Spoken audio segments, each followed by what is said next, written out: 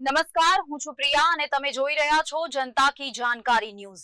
નજર કરીએ આજના સમાચાર। ડીસામાં વન અને પર્યાવરણ મંત્રી પ્રવીણભાઈ માળીએ ઉત્તરાયણ પર્વની કરી ઉજવણી।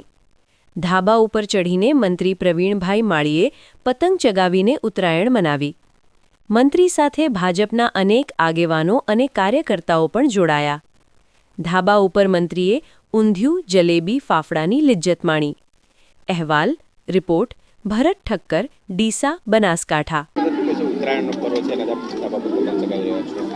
મકર સંક્રાંતિ એટલે સૂર્યનો ધનુ રાશિમાંથી મકર રાશિની અંદર જ્યારે પ્રવેશ થતો હોય અને એમાં ખૂબ ઉત્સાહ ઉમંગ સાથે નાના બાળકથી લઈને વડીલો ધાબા ઉપર પતંગ ચગાવતા હોય। સૌને મકર સંક્રાંતિ શુભકામનાઓ પાઠવું છું અને સાથે સાથે સૌને અપીલ પણ કરું છું કે કોઈ જીવદયામાં કોઈ પક્ષી છે એ ઘાયલ ના થાય, કોઈ પંખી ઘાયલ ના થાય એની તકેદારી રાખીએ અને જો ઘાયલ થાય તો રાજ્ય સરકાર દ્વારા અને એનજીઓ દ્વારા જે કેમ્પ કરેલા છે કરુણા અભિયાનના, એની અંદર જઈને એને પહોંચાડવાનું કામ કરીએ, સંવેદનશીલ બનીએ એવી વિનંતી પણ કરું છું। સૌને આ તહેવાર એટલે ઉત્સાહ ઉમંગ, ઊંધિયું, જલેબી, ફાફડા ખાઈને બધા ઉત્સવ ઉમંગથી મનાવતા હોય તો પણ રાજ્યના સૌ નાગરિકોને પણ મકર સંક્રાંતિની શુભકામનાઓ પાઠવું છું।